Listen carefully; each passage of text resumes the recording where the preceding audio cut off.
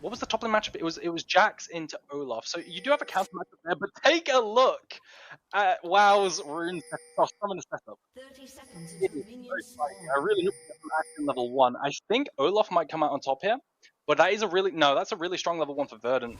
You don't really want to fight that if you're NORD. But yeah, just take a look at that top lane matchup. It's so volatile. I want to see a bloodbath topside. I want to see Clive roaming topside non-stop, because this is something we've seen a lot. He will just drop lane phase and just leave, and Aphelios would be kind of fine. You know, he's kind of fine with that because he's not under a lot of threat from the Rakan, and I expect to see a lot of roaming towards topside from Kinsing as well. So I definitely think, look at those summoners. It has to be a topside game. It probably will be. I mean, we saw even in that little in the hype video at the beginning of the day, you know, WoW popping off on the Olaf, absolutely running through teams. Ghost Ignite. If you've never played into top lane Olaf, I mean, you've obviously not been playing League recently, but when they have Ghost and they just pop that ult, it just feels hopeless. If you're, especially if you're, you know, somebody who can't find a way to kind of hold on for now. But we are going to see. You are pretty much right with the fact that Akabane is starting on the bottom side of the map. It does mean that, you know, he's going to be able to move over towards that top side nice and early. He's going to go for a full clear upwards and then see what the lane state looks like. On the other side, Taxa is going to be clearing down. So this does mean that he won't actually be in the area to help versus any ganks that do come in. So either he makes an early visit topside to maybe buy a bit of pressure and alleviate some of the kill potential, or Nilly is just going to have to play this very smart. No, absolutely. And see, the thing is, Jax is actually considered a counter into Olaf, right? But if he does get enough attention and is just allowed to permatrade, like, it should be okay. It should be absolutely okay. And the thing is, WoW has been picking these champions, Darius and Olaf, no matter what, even into poor matchups, and he's just performing. It just shows such a level of proficiency. And I do question Chample, right, because he is picking them into like suboptimal situations, but still, really, really good stuff. And you can, whenever he has a lead, you can always kind of count on him to carry. Taxa just going to hover topside and then probably path down to bot. It's already started, right? It's already started. We see loads of action towards topside. WoW stacking waves. He's going to crash this. He's going to have priority for grab if he wants to, but it's likely that he just either takes a recall or he just stays topside anyway. Yeah, it looks like now Taxa moves down. Akabane has his top lane set up for himself. Don't think we're actually going to see a gank yet, though. At least on the top side, just because WoW has this lane heavily shoved in. I mean, Nilly is completely under his tower. And trying to find a trade versus WoW. WoW actually does end up losing out on that trade a little bit here, but the pings are coming in. They're bringing Lissandra up. Oh, Nilly. This might not be it for Nilly. He's going to see them on the ward.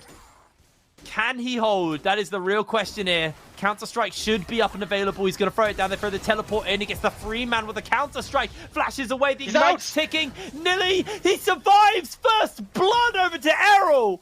Nilly played that beautifully.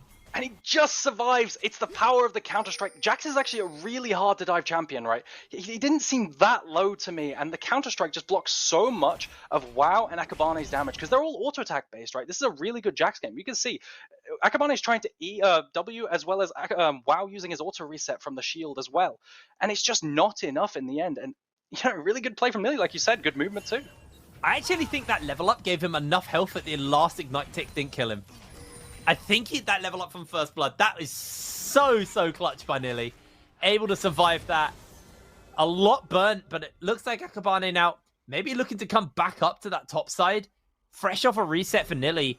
He's got a wave that he's going to be shoving towards WoW. Looks like the base is going to come out from Akabane, though. He does not want to look to even think about contesting this any further. Yeah, he's just going to finish it up. A little bit of a light trade, actually. Cancelling out for the moment. As in comes Akabane jumping onto Nilly. Nilly's going a little bit low here, and I think that should just be it. He's down. Yep, he's down, and you can see Lissandra actually moving down to bot side. I wonder if he's going to look for a play or just to get some vision because the dragon's spawning soon. But yeah, good gank, re-gank onto Nilly. Nice re-gank onto Nilly to punish the fight like a flash, right? And lack of TP, so he's going to miss even more CS because he doesn't have that TP to you know, bail himself out and missing that farm. It's going as expected, right? You can expect WoW to move down to bot side now, maybe pay bot lane a visit, but I doubt it. I can imagine that he's probably just going to path back to top side and keep playing through WoW with these summoners. Yeah, I feel like that's probably the game plan, right? Just get WoW fed. He's got triple longswords on this base as well. Like, these just full combat stats ready to go. Taxa, somewhat predicting this, is going to walk in the area, but a lovely place ward there from that previous gank is actually going to reveal him.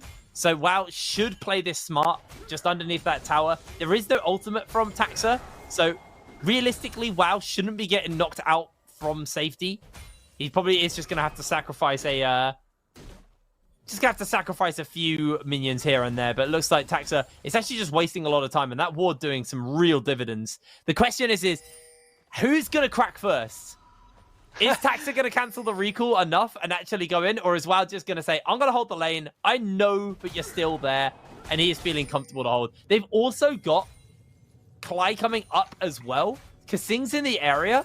Kasing does get spotted out by Klai there. They know he's in the area. This is about to be a 3v3 topside.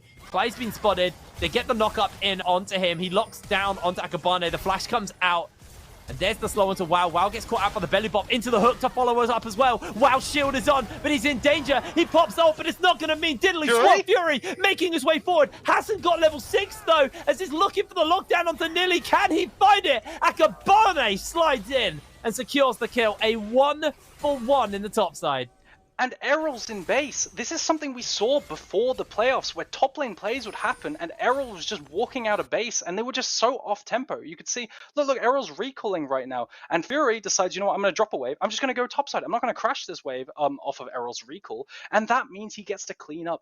Albeit it's not a great result. You know, they trade 1-for-1, but still, Fury getting the better of Errol in this matchup, getting the priority, dropping waves, playing for his team, and I think this is the win condition. So props to Fury. Yeah, really nicely played there by Fury.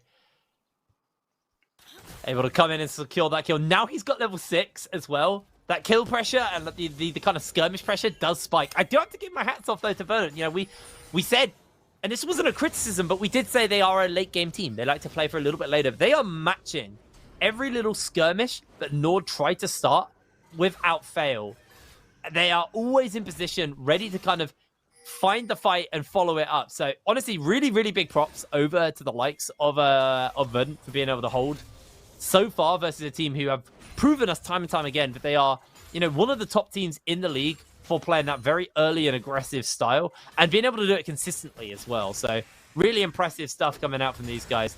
As Taxa, he dings level 6 as well. It's going to spot out some wards and probably may just think about going top lane. I mean, that's been the story of the game. WoW has now got a Vamp Scepter, so he has a bit of sustain. And oh no, look who's roaming over. Okay, they're going for Crab. Yeah. Or Rift Herald, I guess. Neither support roaming up topside. Maybe NORD thinks they can get it without the Kasing, and Verdant just want to give it up. Look, you could see that Taxa's actually cross-mapping instead of contesting this Herald. I mean, it's just how it is, right? You can't. It's so hard to contest Vi Lissandra, because if anyone face checks a bush, they are just insta-killed, right? They get Lissandra ulted into Vi ulted and absolutely won him. Just talking about this Lissandra pick, she's seeing a bit of resurgence. It's my opinion that, like, Lissandra, as a champion, she functions best when either she can one-shot targets, which she can't really, right? Like right now, that's just not how she functions. Or she could buy a lot of time with stasis, and I think that's why she's sort of rising up to prominence, as well as being a good pairing with Lee Sin and Vi. But yeah, I hope we see that in later team fights. Lots of plates lost out to this cross map, but props to NORD, they aren't giving up deaths. You know, this cross map is only just it's kind of expected when you're against an Aphelios with chakrams. It's kind of rule of thumb that if you take a Rift Herald, you're probably going to lose at least 2 plates bot side. I think they actually only got 1 plate down there. It was close to 2 plates. So honestly, a net gain, because remember, Herald is worth 2 plates. So if you can trade 2 plates for a Herald, you should be pretty comfortable. Obviously, there's a world where Herald can be used to crack a little bit more than 2 plates, but its flat value is 2 plates. So really nice to see, you know, some level of response come out. They also get a camp onto Taxa, so a little bit of a denial from Akabane, but he is 2-0. He has got that ultimate up and available as well, so I have to keep our eyes peeled on where he decides to go. Currently, he's on the top side of the map. Surprise, surprise. Also, though, Klai and Taxa are on the top side themselves. There's Nilly going to pop himself the helicopter. It's a bunch of damage, and they just flash forward. The cast comes out. The follow-up is there. Wow! He can't get in range. He throws the axe down. He didn't want to hold the... He wants to hold the Ragnarok, and at the end of the day, he loses his jungler for that. The slow was too much. And you could just see... is he dead? Wow! that was just questionable at best. Was it a kind of a bait for Kasing because he knew that his support was running up? But still, this is what we're seeing, right? It's defined by the support role. I did say that Klai and Kasing have shown they like to roam topside in these volatile matchups because look at the champions and the summoners. But you could see that Klai is already here, whereas Kasing, look at the minimap, he's only just running up now. Only, like, it's too late. You know, and you can say WoW actually uses all his summoners, and he manages to get popped in the end. So a little bit of a question of choice towards the end where he does die, but still, really good stuff from Verdant. And this is the proactive Verdant we wanted to see, managing to do these counter ganks to stonewall and buy time. Yeah, absolutely. I feel honestly, WoW kind of played that really poorly. He didn't pop the Ragnarok when Klai's slow field was down from the Glacial Augment, which basically just denied him from helping get the kill and secure the kill onto Nilly. And then after that, he then just walks up with Ragnarok on, without Ragnarok on, takes a bunch of CC, pops Ragnarok too late, and it just goes down. Like, it was a little bit of a mistake on his front, to be honest. Does actually look like Taxa's in the area. They've actually caught out onto Kasing. He gets the charm, he gets the knock up. Woolite slides in, Taxa flashes out. Woolite tries to flash afterwards, but get the lockdown through there as Akabane jumps onto Kevo. Kevo flashes away, a lot burnt already. Klai's knocked up, Klai's in danger, but he's able to survive. Hooking over the wall, Fury throws down and secures the kill with the ultimate. Beautifully played there by NORD to find a return.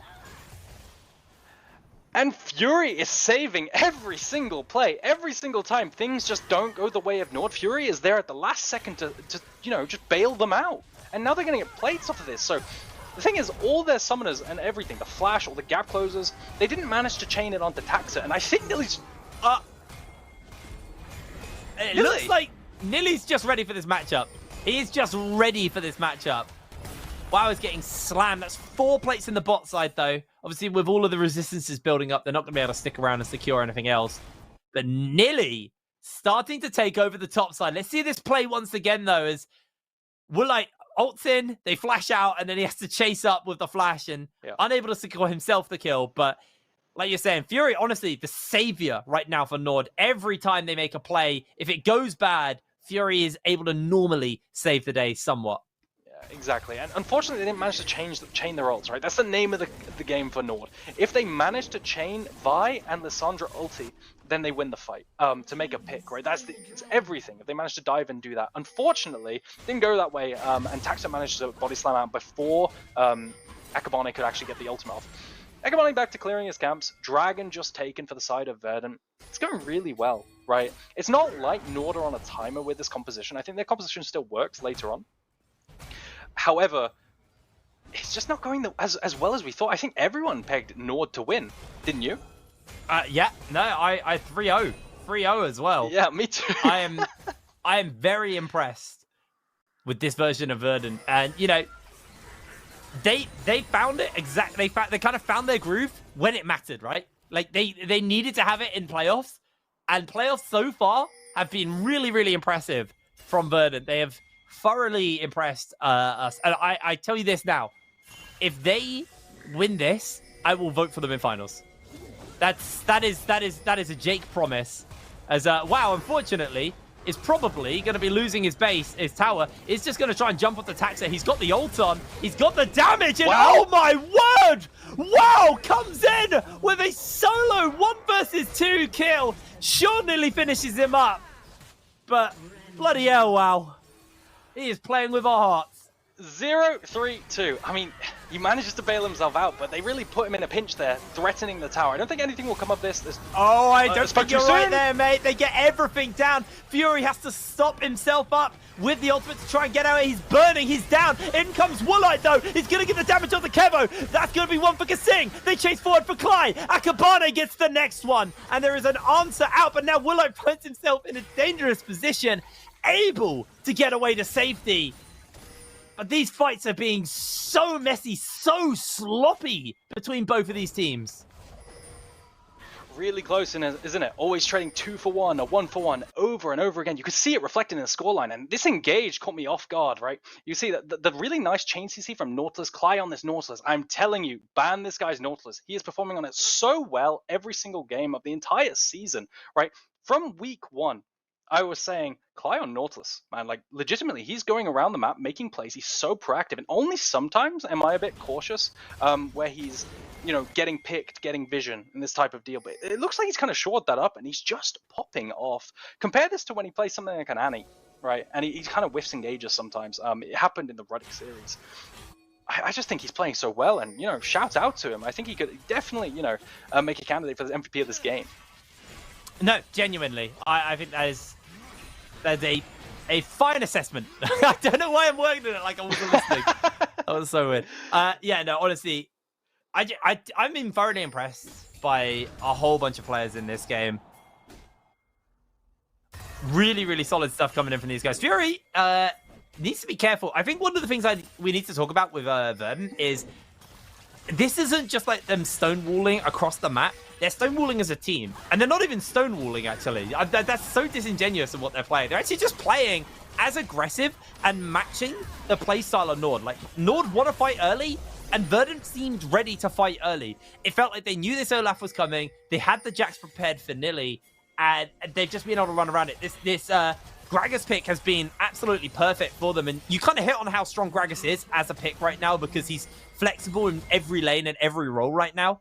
So it's good to see that, you know, Verdant, it felt like they had done their homework and they were very practiced and prepared for this matchup versus NORD. And I know we're only one game in out of this best of 5.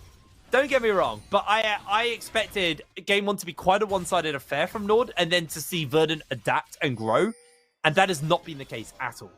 No, absolutely. I think they're absolutely popping off. And credit to the top side, too. Look at Nilly. He's generating so much pressure as well. He's 5-2. And he, of course, WoW blind pick. But then you just got to question, what these WoW picks? He's picked the same 2 champions over the past 6 games. Is he going to adapt? Because you just talked about adaptation for Verdant. I want to see adaptation from NORD now. WoW was showing us stuff like Scion, you know, flexing different champions, but he's just not showing it anymore. So I'm not sure what happened over the course. And I'm not sure what happened to Verdant. Where's this Verdant been this entire season? All of a sudden they've hit playoffs and they're just insane, right? I have no idea what's happened, but I'm really liking it.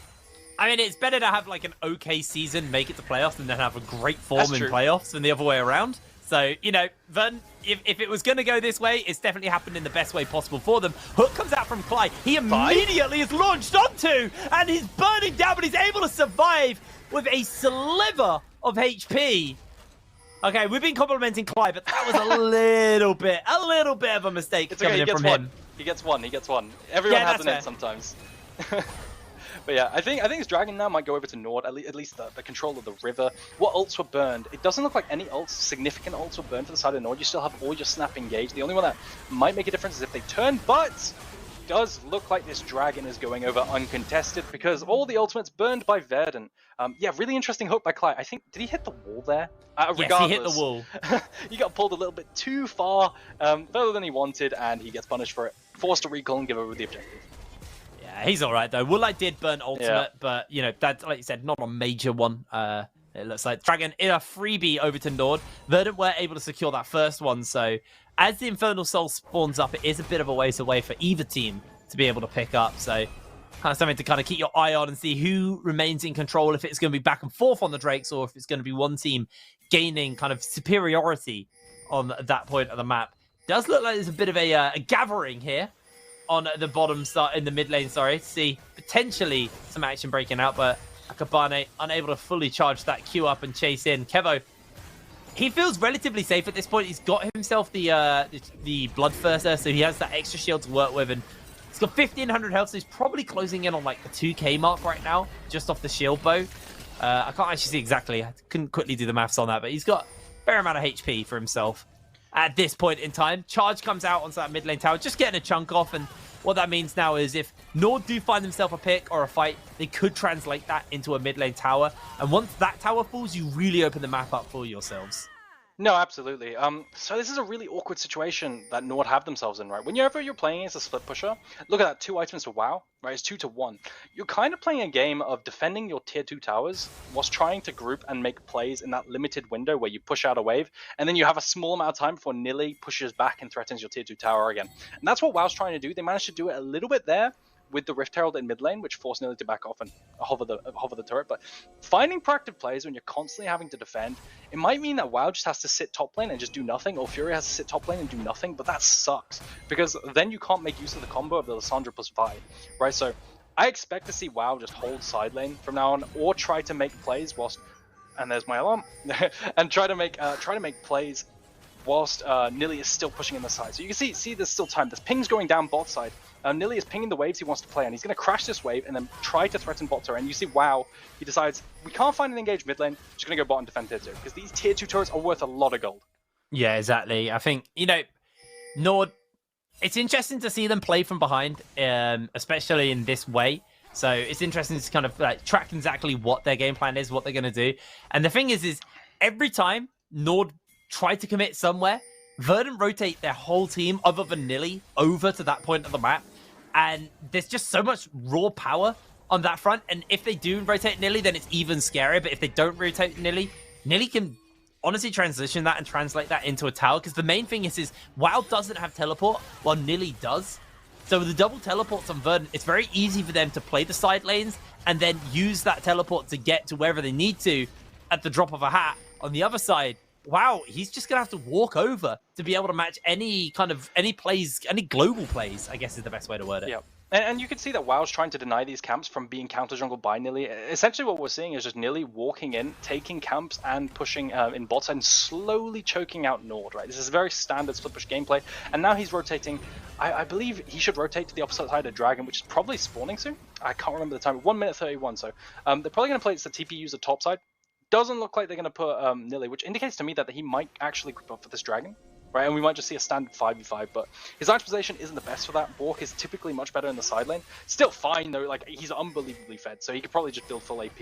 I say that as actually a viable Jax build. You know what I mean? I can completely troll items and still do fine because he's just so fed. But side lane's being pushed in, standard 1-3-1 being played. I can imagine he's going to move up after this wave and group up and try and find a play. I think they might answer this split push with a Baron, you know? They might actually look for it. I mean, they've got Kai'Sa with 2 items. It does go down very quickly. There's going to have to be a teleport come out from Nilly, or he's just going to play full side lane. NORD, they don't feel comfortable doing so. And this is probably them just forfeiting tier 2 tower. I mean, that's a Divine Thunder Bork build on the Jax. He is going to absolutely shred through that tower.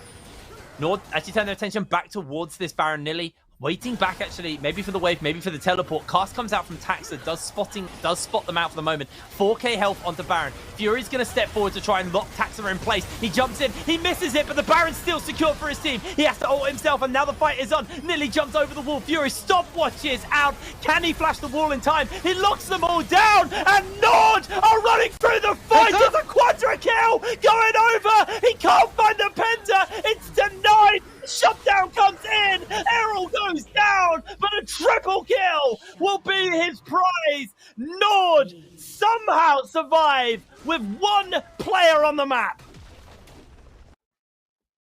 What happened here? They felt obligated to start this to force the TP. You could see that Nilly was uncomfortable to keep pushing because they were like, we're going to lose this Baron, right? So they started because this is the only option. WoW couldn't recall in time to actually defend this bot lane tier 2, so they just start it and they flip it. And this is the only play they had by now. I don't know what happened. Taxa, the king of steals, he didn't manage to do it. He tried to E-flash in. Unfortunately, Akabane managed to find that steal. And I think this is where NORD start to bite off a bit more than they can chew. They think maybe the Lissandra passive resets will just secure them the fight if they get the resets. Woolite flashes in, and Errol, kind of the MVP of Verdant here, just managed to keep everything alive, make it a 5-for-4. And in the end, only 1 person has Baron. I mean, I guess 4 kills onto your Kai'Sa is worth it. Yeah, it's a little bit good. I mean, that was 2 items when they started that, like literally two flat items, no components, and now Woolite has got the Phantom Dancer finished up, so they're now 3 items in. Fury's coming in on a flank, actually. They're looking to lock down onto Nilly. Woolite now 5 kills in. All of a sudden, this Kai'Sa has just been accelerated, and I say accelerated, I mean aggressive. Taxa chunked.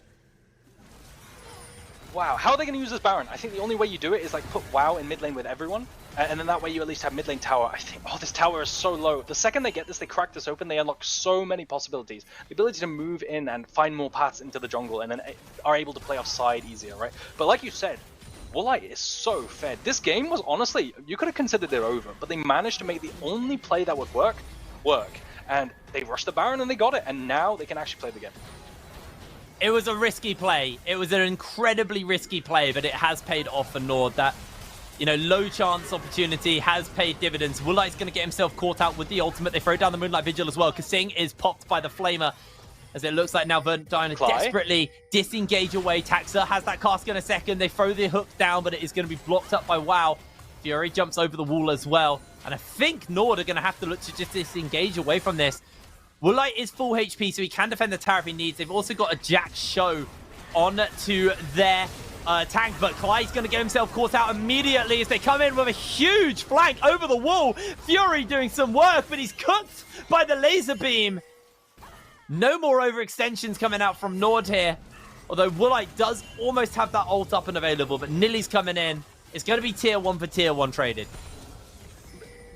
The solo laners for Verdant are doing so much work to keep them in the game, right? Like, Nilly fell off in usefulness a little bit ever since that Baron, but Errol, 6-1 now, just had the death cap. I think he just one-shot Fury just there. So, really good stuff. He's managing to keep them in the game, even though they managed to find, NORD managed to find this counter-engage over the Wraith's pit. You can imagine now they're probably going to go back to a 1-3-1 and then prepare for next Drake, because that is sole point for Verdant. But still, I don't know how you answer these side lanes anymore. What happens when Nilly just gets too strong? Who answers him? I don't think anyone can. Maybe Fury can wave clear under tower, but it's going to get really rough eventually. And Errol in these team fights means that if you take team fights, you're probably going to win anyway.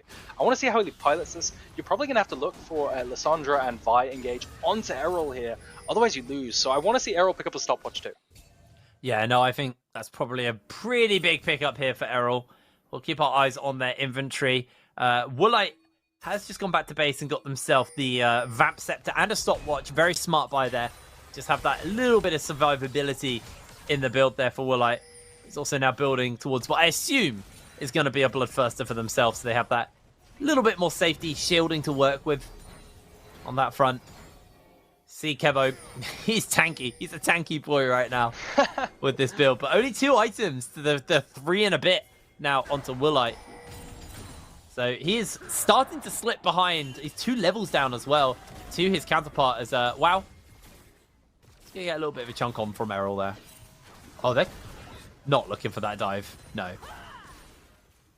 Looks okay. I think they're just going to back off and decide that they're not going to be able... This tower's really low in the mid lane, right? It is really low. So the only problem is if you walk up, it's just insta-wave clear. That's the power of having a Victor on your team. And you just play wave clear whilst your Jack split pushes. Right? WoW trying to set up some vision, but ultimately this probably won't arrive. Like, you know, nothing will really come of it. There's just too much wave clear for the side of Verdant to the point where, remember what we said, stone wall and play for late. It's just what they're doing again, right? Despite having that mini hiccup on the Baron, not really mini, quite a big hiccup actually, they're still holding on. Absolutely. I think the main thing is it's weird that this is now when they're stonewalling, because for a while, you know, they were just answering the early game of NORD. And they were challenging them, they were fighting them every opportunity effectively available to them. But now it's kind of got to a point where they're going, okay, some of these fights are starting to get a little bit scary. NORD are kind of flexing their team fighting capabilities. Remember, NORD are one of our top teams for the entire season. They've just been on top of the tables, all split long. So you expect them to be very capable when it comes down to these fights. And I think Verdant are now realizing, okay, we probably should just wait, catch our AD carry up to Woolite, make sure that Kevo is actually able to, you know, output as much and survive as long as Woolite is before they get themselves out. But we can see that the dragon spawning up in 20 seconds time. WoW's got some pressure up on that top side of the map, shoved a fairly large wave in. There's another wave that's crashing just behind it, so it feels like Verdant have to send somebody up to go deal with that. They obviously have that teleport to work with, but NORD, they are just quicker on the map, and they're going to move over to this dragon. And honestly, with the state of Woolite, this dragon is just going to be uncontestable. It'll be gone in a moment. And Verdant, they can't answer out with a Baron. It's a little bit too slow on the play for that. So there's dragon number 2 over to NORD, and it's 2 apiece, but Verdant, they're doing it. They're going to try what NORD just did to them. They're going to look for the counterplay. Teleport's coming in on Fury. He's going into that top side of the jungle.